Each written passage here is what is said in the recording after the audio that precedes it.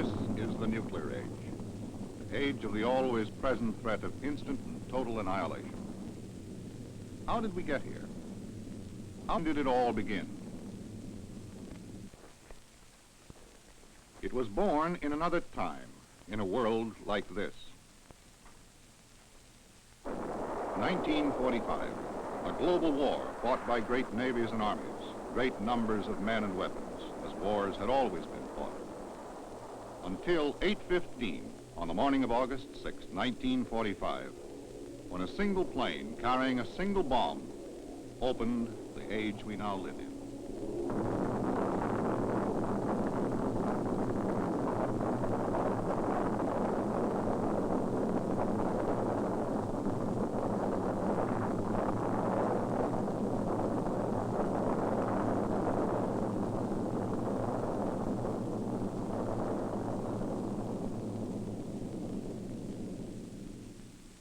The decision to drop an atomic bomb on the city of Hiroshima was perhaps the most important decision of our time. The controversy it stirred has gone on with rising intensity ever since. How was the decision made? Why was it made? Could the instant destruction of Hiroshima of 70,000 Japanese men, women, and children have been avoided? In the spring of 1945, it was known that an atomic bomb would be made. All that remained was to decide whether and how to use it. This is the story of the 135 days of that decision. The first day, April 12, 1945. We interrupt this program with a special bulletin. Our press association has announced that President Roosevelt is dead. The president died of a cerebral hemorrhage. All we know is that the president died in Warm Springs, Georgia. He has been president for 12 years, longer than any other man. He is the only president many have known. Now, on this April afternoon, with the United States at war around the world, he is suddenly gone. Now someone else must make the life and death decisions. The vice president is almost unknown. He has been in office less than 3 months, obscured by the dominating figure of the president. Now he is president, the leader by chance of the greatest military coalition in history, and takes the oath of office he never wanted to hold, assumes the responsibilities for which he has had no time to be prepared or briefed. He says, the moon, the stars, and all the planets just fell on me. He says, pray for me. He tells his cabinet, no one can fill the void that has been left. He says he will try to carry on Roosevelt's policies. When the cabinet leaves, one man stays behind. 78-year-old Secretary of War Henry L. Stimson, weary but iron-willed, with a secret he must now tell the new president.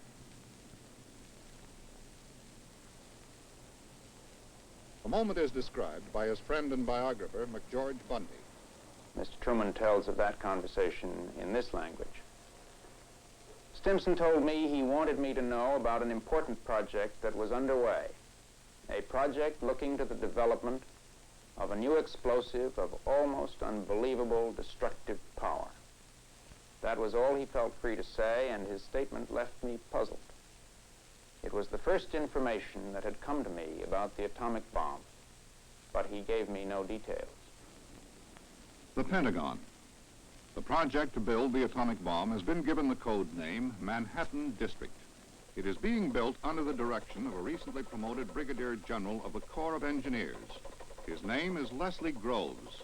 He reports only to Army Chief of Staff George Marshall, Secretary of War Stimson, and the President.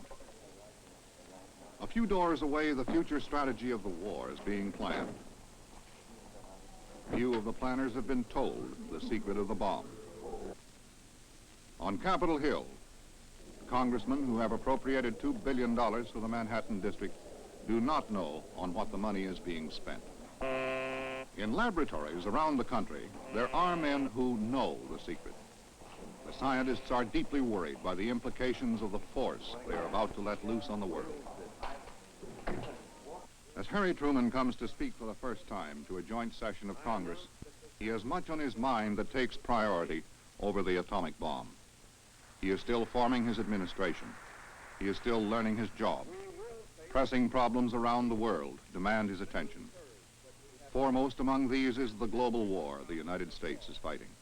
Our demand has been, and it remains, unconditional surrender. For the next 11 days, the president has no time to think about a secret weapon that may or may not work. On the other side of the world, in the Pacific, on the islands and coral atolls, the Japanese are resisting fanatically. The toll of United States dead and wounded on the beaches and in the jungles is rising.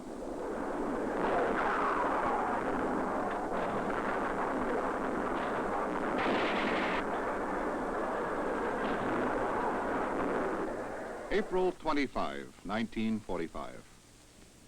As the conference to organize the United Nations begins, State Department policy planners still have not been told about the bomb.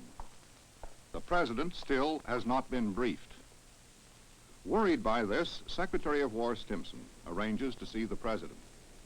Mr. Stimson took with him to that meeting a memorandum which he kept among his records and which tells very clearly the way in which he then saw the matter. He pointed out that while the United States was ahead in developing the weapon, it would not remain ahead indefinitely, certainly would not preserve a monopoly forever, and that the nation which would catch up first would be the Soviet Union. Pointed out that the weapon and its use were not merely an immediate military question, but a political question, since this new force threatened the very existence of civilization. The president indicated his feeling that it was sound and that there was no reason to make any changes in our course of action.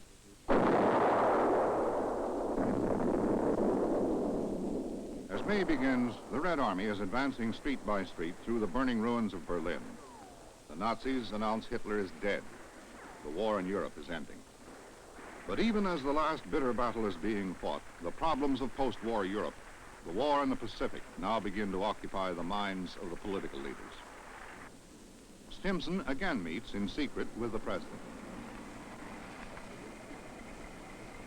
The Secretary recommended the establishment of a special committee called the Interim Committee to consider all aspects of the matter, and in particular the immediate and pressing question of the relation of this new weapon to the war against Japan.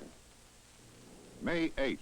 In Europe, after 4.5 years of war, 20 million dead, Germany surrenders unconditionally. Will the same bloody battles have to be repeated across the Japanese home islands? This is the question United States military planners must now answer. May 9, 1945. The war in Europe is over. The nations of Europe lie in ruins. Thousands are hungry, without clothes, homeless. The United States and the Soviet Union begin to quarrel over the future of Germany and Eastern Europe.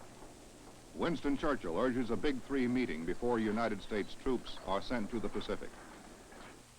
Washington, in answer to Churchill, the president tentatively agrees to a July 1st meeting. Secretary Stimson urges delay. It may be necessary to have it out with Russia on her relations to Manchuria, Port Arthur, and other ports of North China. Over any such tangled weave of problems, this secret would be dominant. And yet there was a problem, as the diary entry goes on to say, in the fact that we would not know by the 1st of July, in all probability, whether or not the weapon was in fact a success. And the Secretary noted that it seemed a terrible thing to gamble with such big stakes in diplomacy without having your master plan in your hand. May 25, the Joint Chiefs meet to talk about plans for the war against Japan. The next step to be taken after the Okinawa campaign. The Navy advocates blockading Japan, invading the China coast. The Air Force wants to force Japan to surrender with its fire raids. General Marshall favors invasion of the Japanese home islands. Admiral Nimitz and General MacArthur concur. Chief of Staff Admiral Ley agrees, but he says the invasion could cost up to 1 million American lives. The decision of the Joint Chiefs is to recommend to the President Operation Olympic against Kyushu in November, coronet against Honshu in the spring. The Joint Chiefs do not consider the atomic bomb. They do not know if it will work or how effective it will be. Meanwhile, Japan is being destroyed by conventional weapons. A record 400 B-29s attacked Japan with firebombs.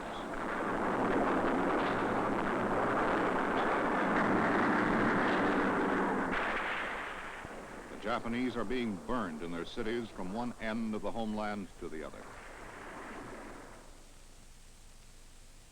Behind the walls of the Imperial Palace, the leaders are divided on how to face the looming disaster. Marquis Kido, Lord Privy Seal, advisor to the Emperor. At least one city, and at times two, was being turned into ashes daily. I don't know how many cities there are in Japan, but I realized that they would all be leveled in time. With the winter approaching, tens of millions of people would die a dog's death from hunger and exposure. And I said to them, how can we carry on the war under such condition? Colonel Hayashi, Secretary to War Minister Anami. It was our hope that we would be able to deal a heavy blow to the American landing forces, and this victory would induce the Americans to propose the termination of the war to us. We had no delusion that this blow could finish off the American strength, but we clung to the hope that this would give us a bargaining advantage to ask for better terms in the peace treaty. Washington. The President delays the Big Three meeting. This is Stimson's idea. He wants to have the bomb ready before the President meets Stalin. Later, back at the Pentagon, Stimson sends for General Groves. He asked me what cities I was planning on bombing, or what targets. I informed him and told him that Kyoto was the preferred target as the first one because it was of such size that we would have no question about the effects of the bomb. He immediately said, well, I don't want Kyoto bombed. And he went on to tell me about its long history as the cultural center of Japan, the former ancient capital, and a great many reasons why he didn't want to see it bombed. Kyoto is removed from the target list. The second target on the list is Hiroshima. May 31. The headlines report the fire raids on Japan have left 1 million homeless.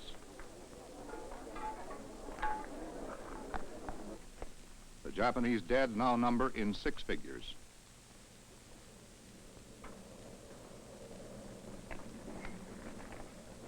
Air Force General LeMay says we are driving the Japanese back to the caves. In this atmosphere, the interim committee meets to recommend to the President how to use the atomic bomb. In this connection, General Marshall did say, as a kind of passing thought, I don't put it any higher than that perhaps it would be a good idea to invite the Soviet Union to send observers to the test at Alamogordo. This suggestion was not taken up by anyone else and was quickly passed by. Mr. Burns felt very strongly at this stage that we should not share any information with the Soviet Union, nor should we make any immediate overtures to them. The meeting continues behind closed doors. Other points are raised. And I believe that the horror of the war that was on and the horror of the war which military planners expected to continue for a long time was so very great that it was more or less taken for granted that if a new weapon could put an end to this agony, it should be so used. Any weapon that would bring an end to the war and save the lives, save 1 million casualties among American boys was justified. At lunchtime, Mr. Burns asked Dr. Lawrence to raise again the question that had been raised earlier, simply in passing, namely that the weapon should not be used against the Japanese in the war, but that there should be a striking but harmless demonstration of this weapon in the hope that the Japanese might be persuaded to sue for peace. Coupled with this demonstration, of course, was the possibility that the weapon might have to be used subsequently if the Japanese were not sufficiently impressed. Remember, none of us had then ever seen a bomb go off. We had no idea as to what you could do, what sort of effect it would have. Someone finally said, unless this weapon is used with maximum impact, it may be very difficult for anyone to see much difference between it and the firebomb raids that were going on at that very time over Tokyo. June 1, the headlines say, B-29 fire raids burn 82 square miles of Japan. The divided Japanese leaders continue to argue about what to do, how to halt the slaughter. As this goes on, in Washington, the interim committee makes a unanimous recommendation to the president. Use the atomic bomb against Japan without warning. June 18, the main public event in Washington is a hero's welcome for General Dwight Eisenhower. As Eisenhower rides down Pennsylvania Avenue, at the White House, a decision is being made. Secretary Stimson and the Joint Chiefs meet with the president. They tell him there is no alternative to invading Japan. They estimate the war will end in the fall, 1946. The atomic bomb is mentioned, but it has not yet been tested. No one knows what it will do. A delay in the invasion plans is not considered. The president agrees. He has no alternative. He orders the Joint Chiefs to go ahead. Machinery for the first stage of the invasion begins to move. The invasion will be here. Kyushu, D-Day, November 1. In Japan, on a similar map, the same problem is being examined by Lieutenant General Arasue. Those of us in the second department, the G2, had to consider whether the American forces would try to land in the southern Kyushu or on the Kanto plains. Our conclusion was that if the Americans landed on southern Kyushu, our present forces alone would be sufficient to fight off the Americans. As the interim committee confirms its recommendation to use the atomic bomb on Japan, the battle for Okinawa ends. In 3 months, 98,000 Japanese have died. There have been 80,000 American casualties. On the atoll of Tinian, 1,000 plain B-29 fire raids are being prepared against Japan.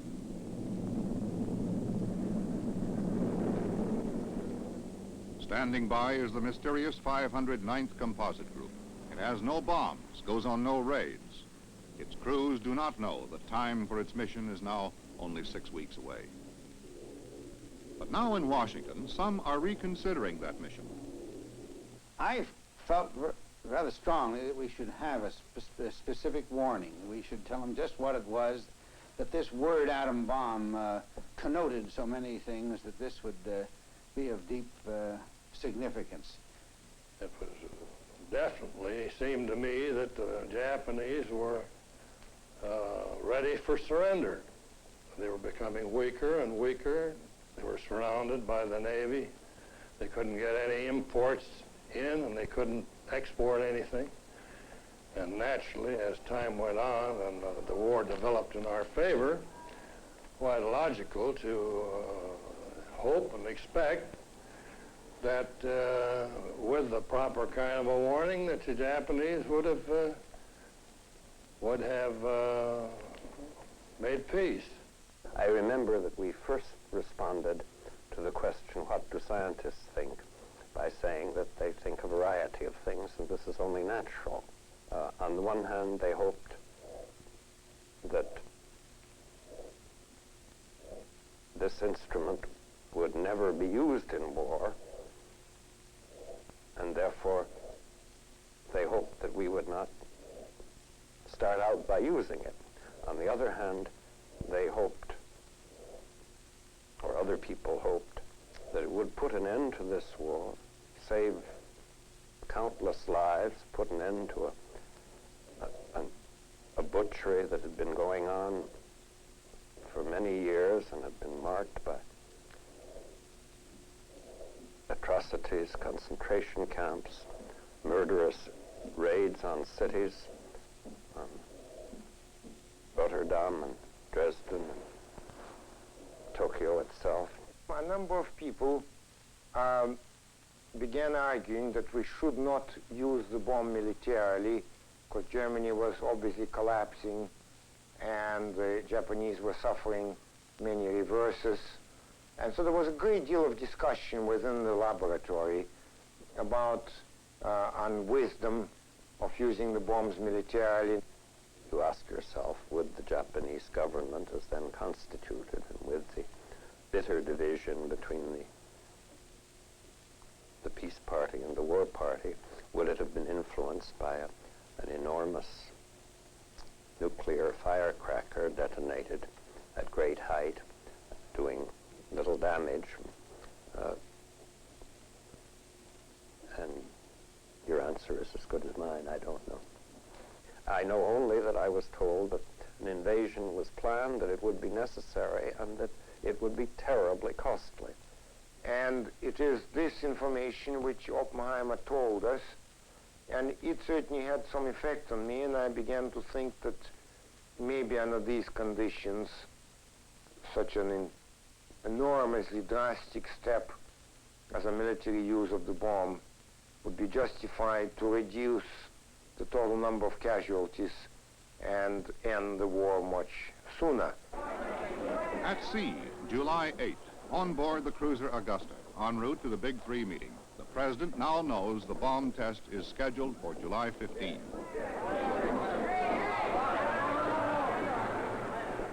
Now the waiting begins. Japan is in ashes. The situation is growing more desperate every day. But the Army and the Foreign Office still quarrel over what to do. The Army agrees to seek peace, but only if the Soviet Union is mediator.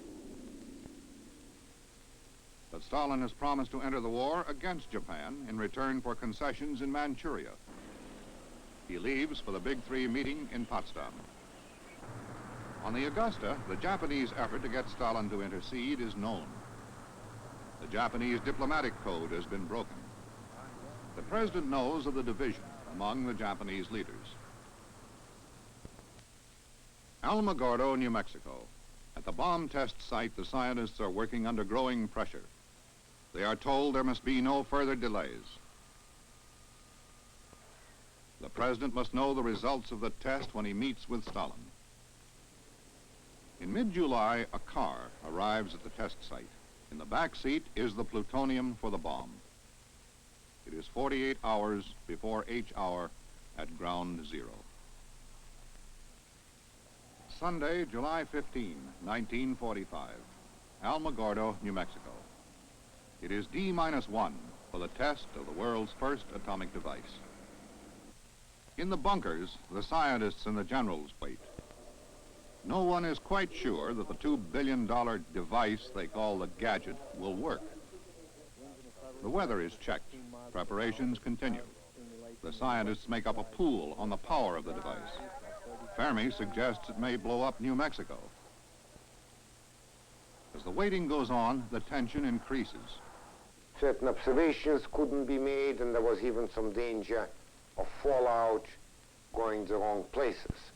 Back at the base camp, about 2 or 3 minutes before the explosion, we all got on the ground, face down, away. Which was closed by McKibben at 45 seconds before the 0 hour. And at that time, Don Hornig took over the stop switch. My hands were on the switch, and then I could hear the timer counting 3, 2, 1. Then all of a sudden, an incredible flash of light illuminated everything many, many times brighter than sunlight does in New Mexico at noon on a bright day. Many miles of the desert were completely blinding, and so I actually lost my vision for a few seconds. When it recovered, I turned back, and I saw a huge ball of fire, bright yellow, rising through the atmosphere, and the whole atmosphere in the direction of the bomb was filled with strange violet light. It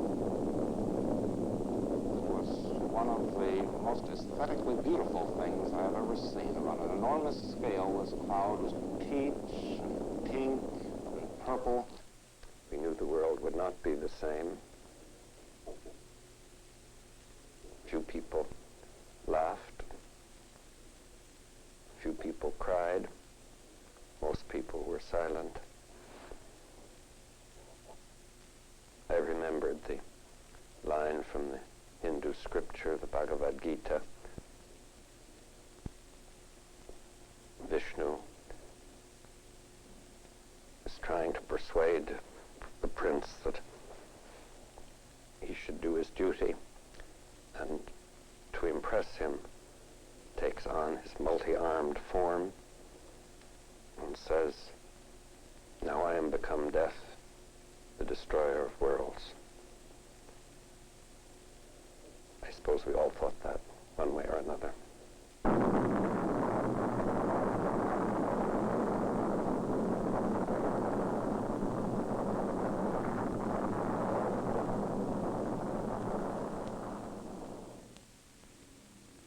After the atomic test, the scientists find the desert at ground zero turned to glass. The Earth lowered 9 feet. General Grove's message to the American leaders meeting at Potsdam with Stalin and Churchill is sent in code.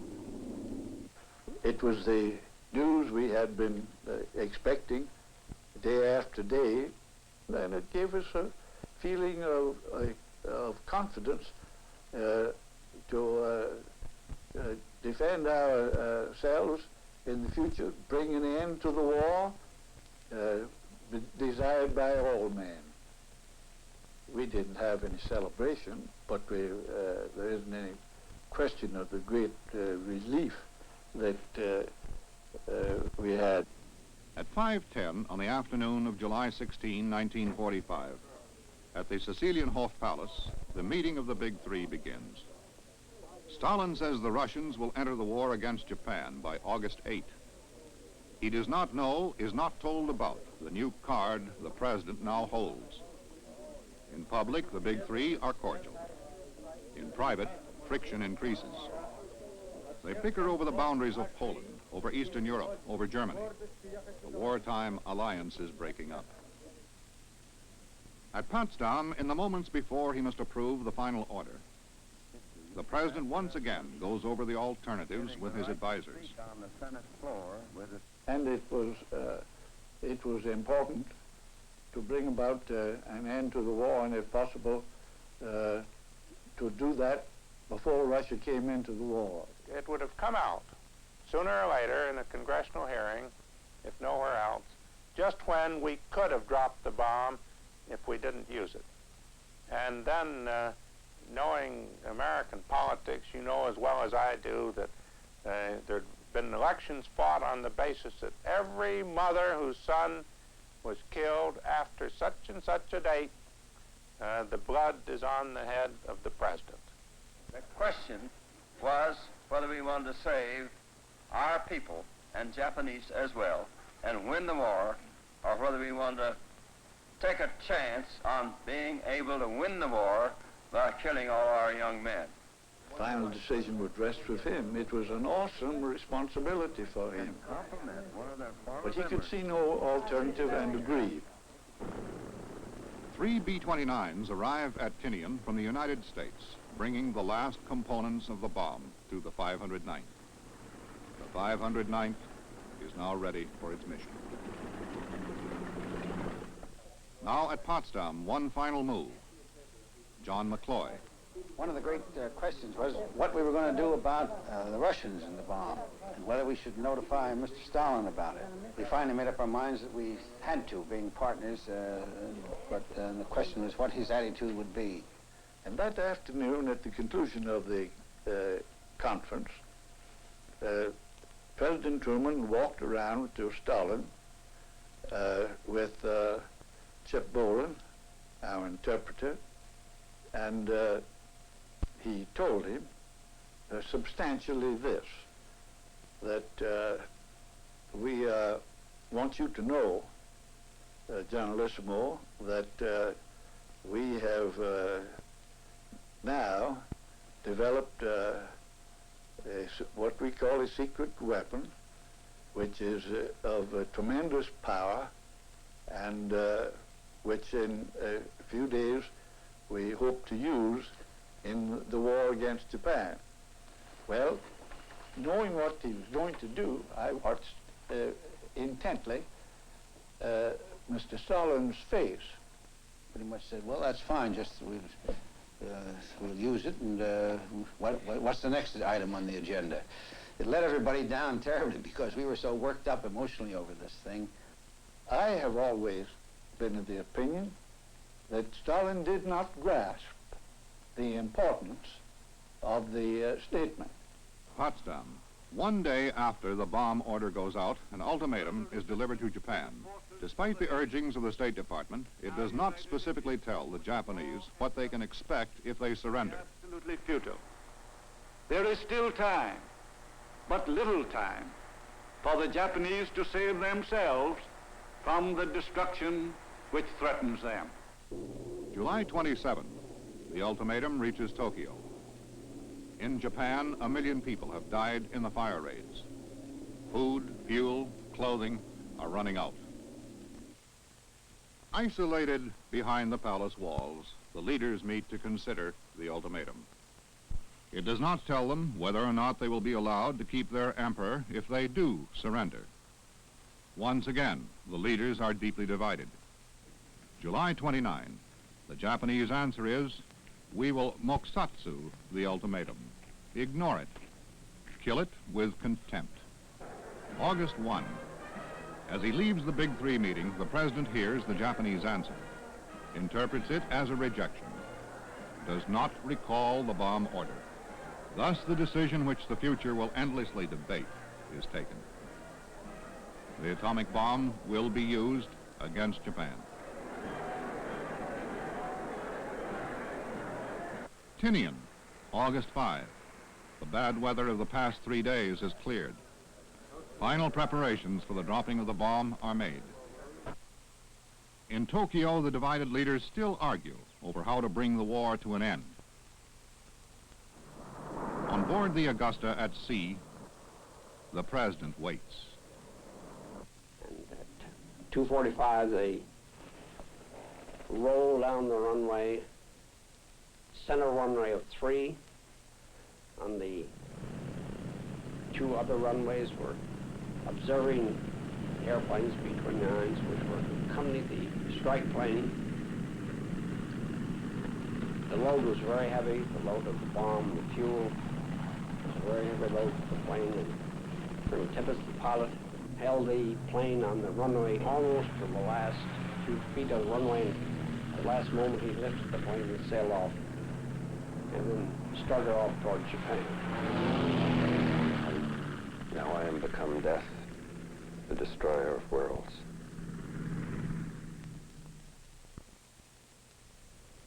The bombs dropped on Hiroshima and Nagasaki ended a war, so made it wholly clear that we must never have another war.